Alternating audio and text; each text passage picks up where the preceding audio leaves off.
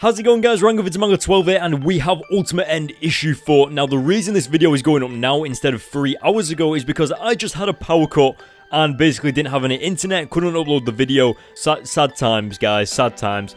But it's here. Luckily, the internet is back on, so I can get this video out to you guys. Now, as you can see on the front cover, Miles Morales is on the front cover, and you guys are probably like, what is going on? Well, we actually see Miles Morales in this comic, but it's not as you expect. So yeah, let's just jump into it and you can find out for yourselves.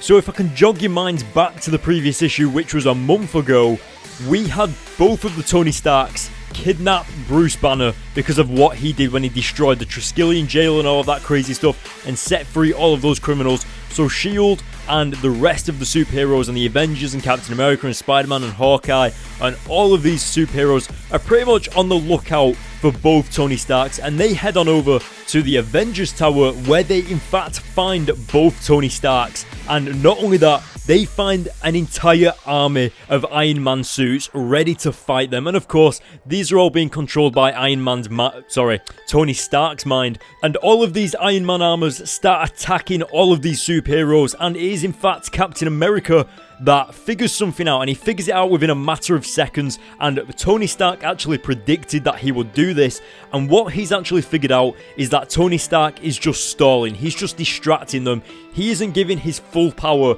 in these Iron Man armors. They're literally just shooting little beams at them just to distract them, just to keep them outside.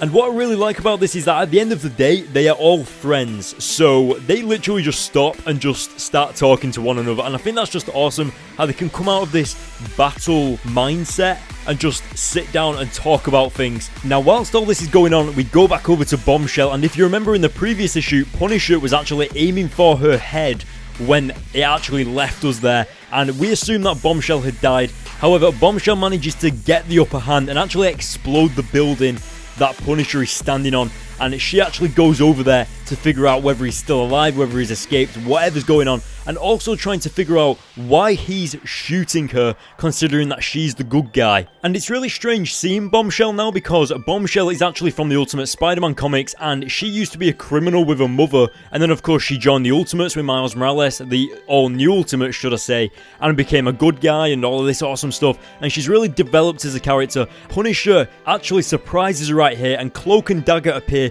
to assist Bombshell in taking down Punisher. And as you can see, they do not hold back at all. They both jump in there, going after Punisher, literally taking him down, and Cloak just literally wraps his cloak around him. But one of the main things that I took from this situation was that Dagger actually acknowledges that Punisher is dead. Like, literally, she says, "How is the Punisher alive? He's supposed to be dead." And I know that is what you guys said in the comments of my review on the previous issue. So it's really awesome how the characters in the comics acknowledge how a character has suddenly come back to life. And I think that's just awesome. But speaking of awesome, as you could see there, the Punisher actually broke out of Cloak's, cloak trap. Like, literally, he's the first person to ever break out of that. But once the Punisher's escaped, Ultimate Iron Man actually appears and approaches Dagger, Cloak and Bombshell and pretty much says, "Guys, I need you to join me in this mysterious thing." Like, it's not exactly revealed, but basically Iron Man says, "Cloak, can we use your cloak? Because, well, you'll get there faster." And then we are literally left to wonder what he was talking about. But then we go over to Doom, and he's been notified of how the superheroes and the characters in the Manhattan domain, which is the faction area of where we've just been seeing Ultimate Iron Man and Bombshell and all that crazy stuff. In that area, all of those characters have basically gone against Doom's word of telling them to leave all of this dimensional stuff alone. Because remember, they were trying to figure out how to fix everything, and Doom told them specifically not to do that.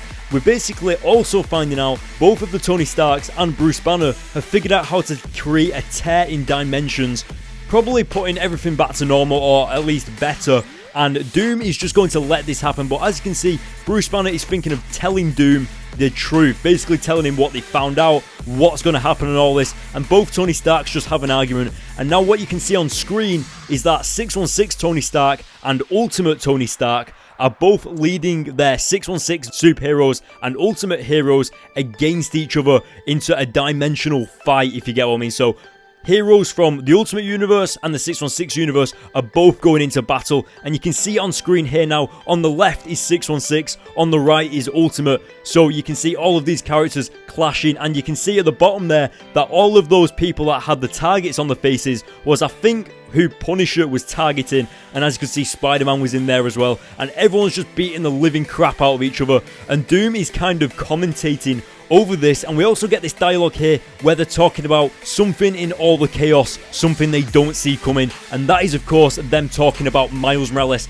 He's the only person that can probably change everything back, because what you've got to remember is that Miles Morales remembers everything. He remembers the 616 universe, he remembers the Ultimate Universe, he remembers absolutely everything before Secret Wars kicked off. So it seems that maybe, just maybe, Miles Morales is the only person who is the answer to everyone's questions. Can he change everything back? Well, we'll have to find out in the future Secret Wars comics and of course Ultimate End comics. But guys, what did you think of this issue? Let me know in the comments section below. I do know that, well, it's pretty much been confirmed by Brian Michael Bendis himself that we are pretty much set to be seeing Ultimate Spider-Man Peter Parker in these Ultimate End comics. So I'm assuming that that might come up maybe next issue or the issue after that. Maybe Miles goes off to find Peter to help with this situation, who knows. But guys, I'm going to give this issue a 9 out of 10. I thought it was awesome, especially that little tease of Miles Morales at the end, and just how he's kind of like a wild card, something that they might not be expecting, something that's going to come out of the chaos and change everything forever. So